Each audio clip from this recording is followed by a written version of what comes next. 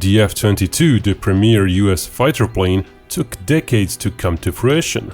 The F-35, another fifth-generation fighter, didn't fare any better. Yet now, in the great race for the sixth-generation fighter, it seems we may be in for a surprise.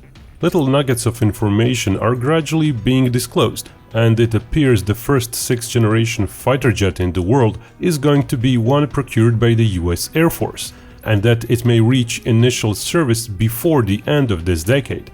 By all accounts, it's going to be a revolutionary fighter design, changing the way we perceive jet fighters. This video will talk about what we know about that fighter and compare it to the US Navy's future fighter offering.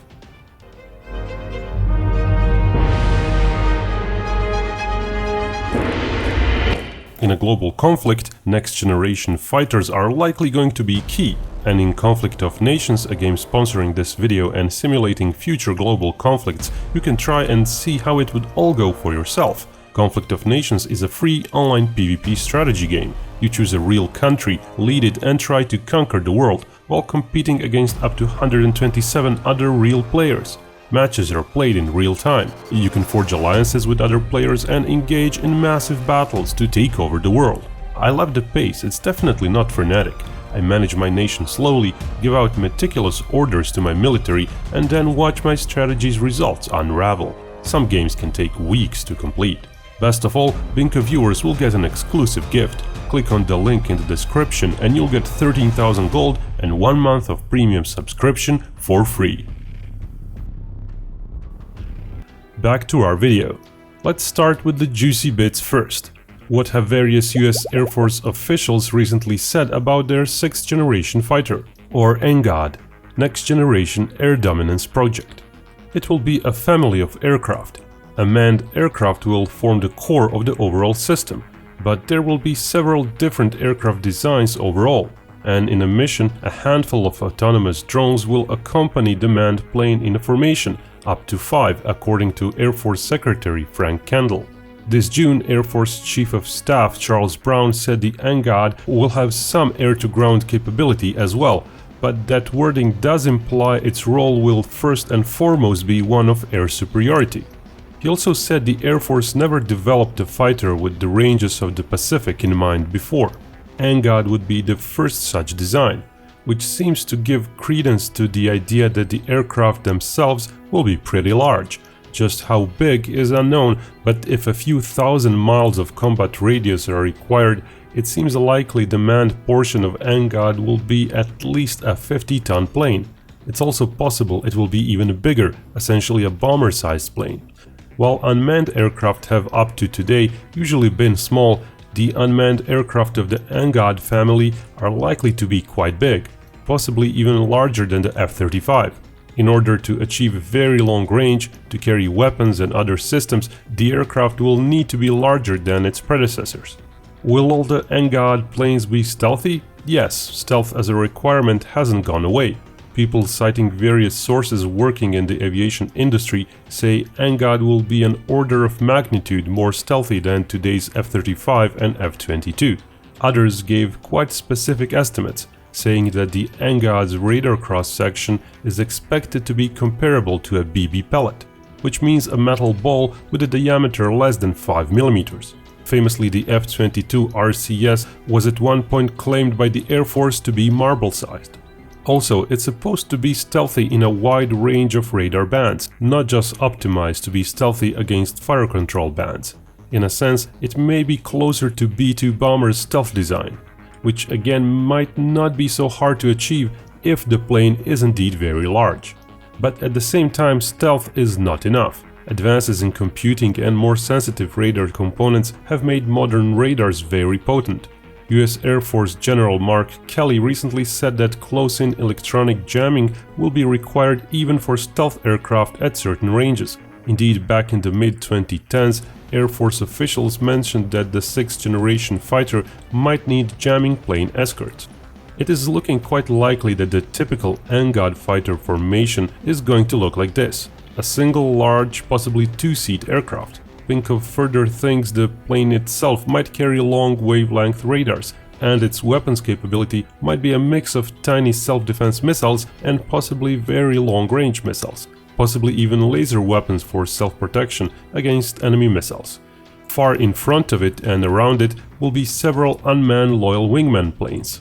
Being smaller, those wouldn't carry lots of missiles, possibly just half the missile load of an F-22, but those would be more likely to carry medium-range missiles, AMRAAM successors, as well as Sidewinders or similar missiles.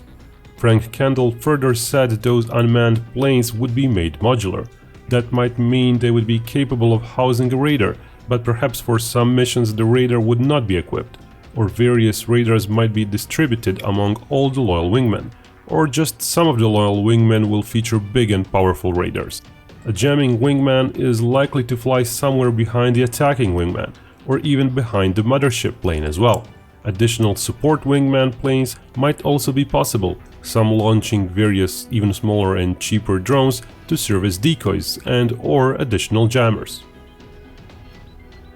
Some 15 years ago, the US military started developing next-generation engine technologies as part of the Adaptive Engine Transition program. Both General Electric and Pratt & Whitney have such engines that are currently being tested. Those engines are expected to be ready for service in 2027.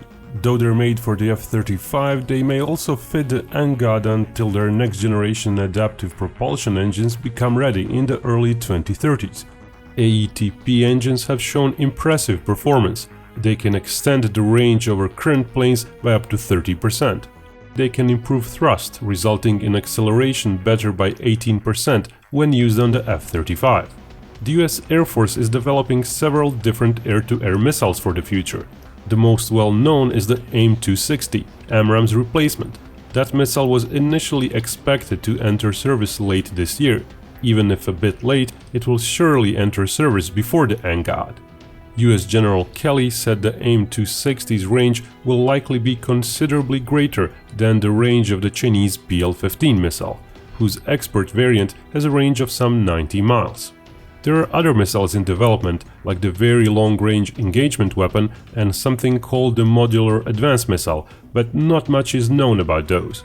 The NGAD's shape is not known, of course, but if Binkov had to guess, then a big delta-wing planform seems likely. Due to less focus on maneuverability and even greater focus on stealth, one would expect it to be essentially just a flying supersonic wing.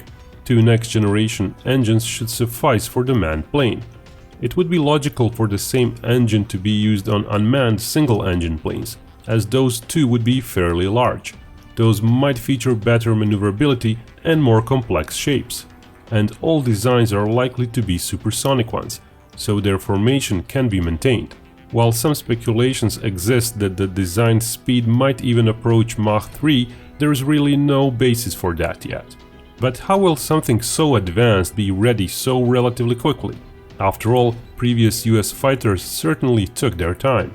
F-22 development started in 1981, before a request for design proposals was issued in 1985. Then it took all the way until 2005 before initial service was reached. That's partially explained by greater complexity of a stealthy plane and by the Cold War ending, which lowered the urgency for the program. But the F-35 took just as long. After the actual request for design proposals was issued in the mid-1990s, it took again 20 years until service entry.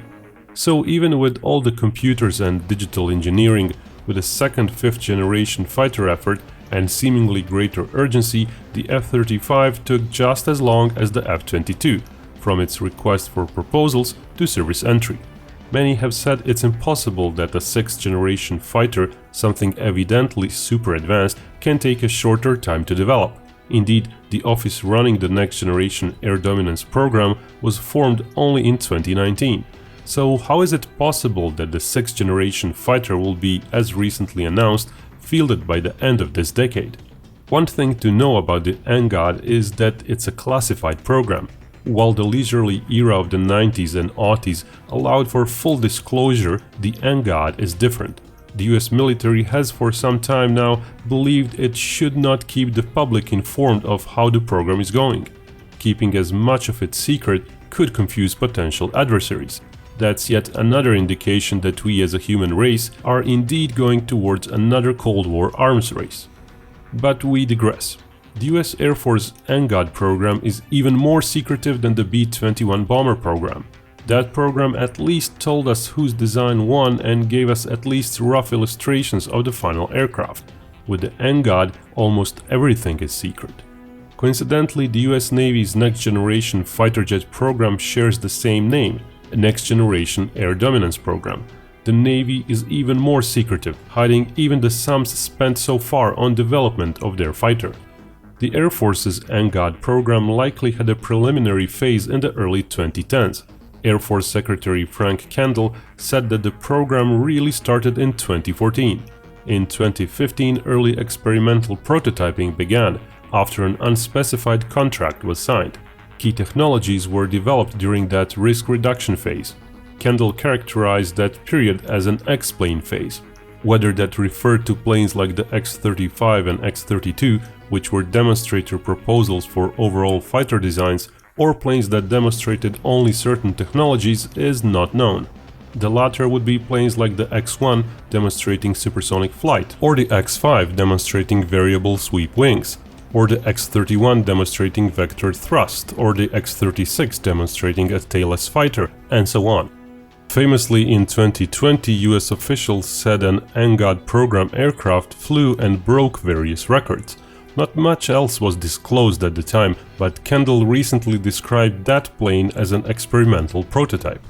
By far the biggest milestone for the program came this June 1st, when Kendall said the NGAD program moved into the engineering and manufacturing development phase. He then also added that the US Air Force thinks it will have the NGAD aircraft in service by the end of this decade. Such a jump in program status isn't so surprising given the following. The program itself has been quite active since 2014, not 2019 when the program office officially began. At least one high-profile flight was disclosed in 2020, but given the secrecy, it may have not been the only one. And roughly a year ago, the Air Force Lieutenant General Clinton Hinote said that he escorted certain members of Congress to see an NGAD aircraft. They were all impressed, and Hinote said he was surprised himself how well the NGAD is progressing. He also said test pilots flying the NGAD demonstrator gave it high marks. So what is this engineering and manufacturing development phase? Usually it's a phase that comes after the military has decided on a winning design, and when money is being pumped into the project to turn the demonstrator plane and various technologies into an actual prototype that all the subsequent serial planes will be based on. Frank Kendall did say that the NGAD program is still in competition. That may mean the design is Air Force's and not property of any aerospace firm. Or he was referring to the unmanned members of the NGAD family. Their design and their makers may have not been chosen yet.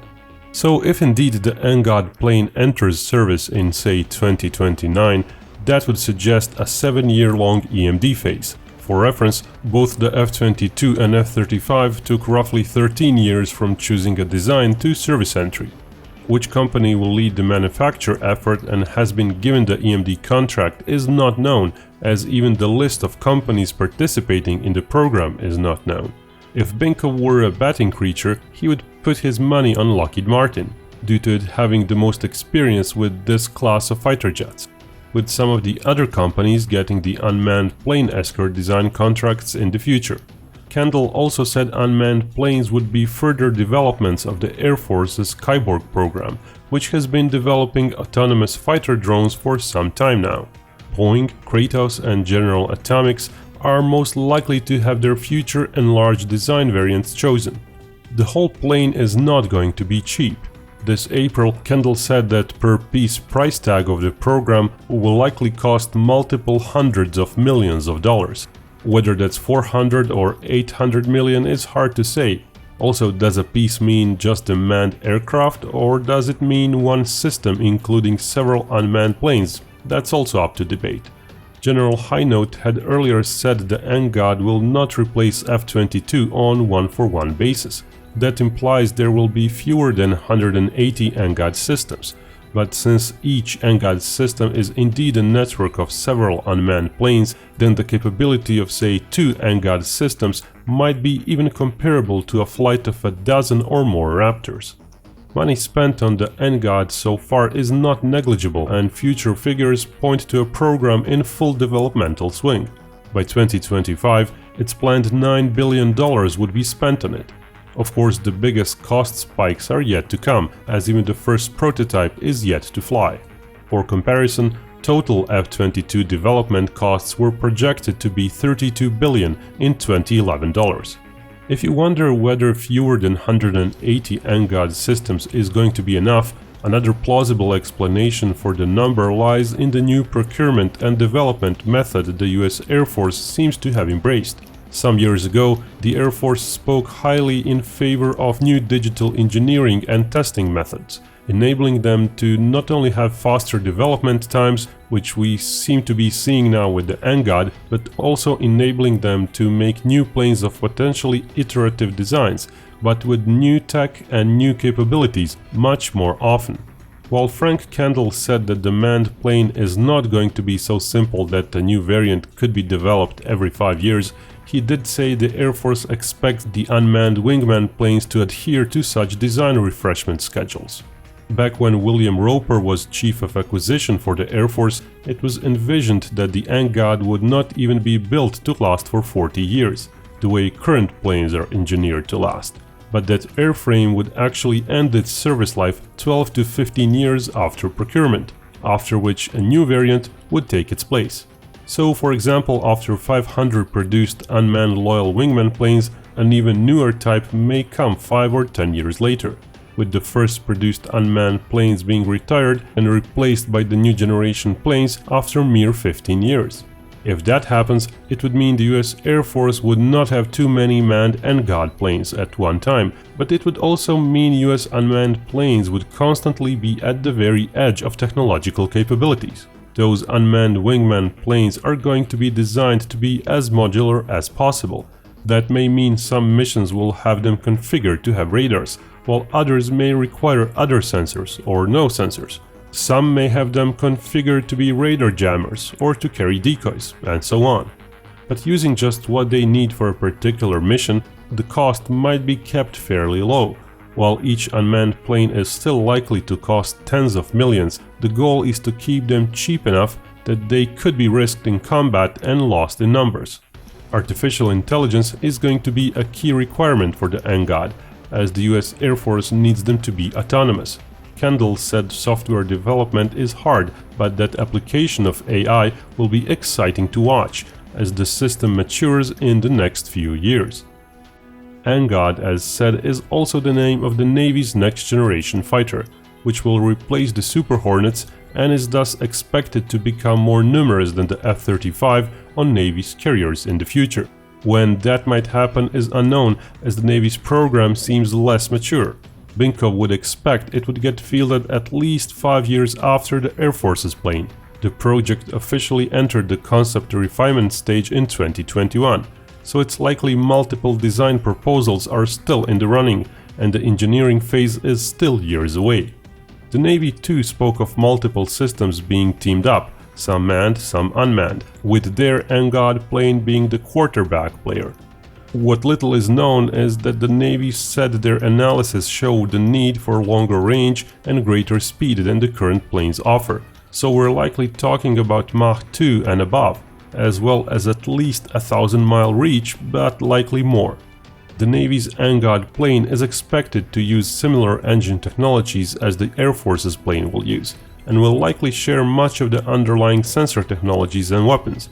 But overall the plane might be somewhat less high-tech than the Air Force's, limited in budget and limited by the fact it can't be too big, as it has to operate from carriers. That also means its unmanned escorts will also likely not be as numerous as the Air Force's ones. Whatever comes of the US NGAD programs, it's evident the US is trying to rush ahead as much as possible, and they believe there is very little time to lose. Their NGAD planes are likely to be the apex predators of future skies. The question is, just how far away in capabilities are their potential adversaries going to be?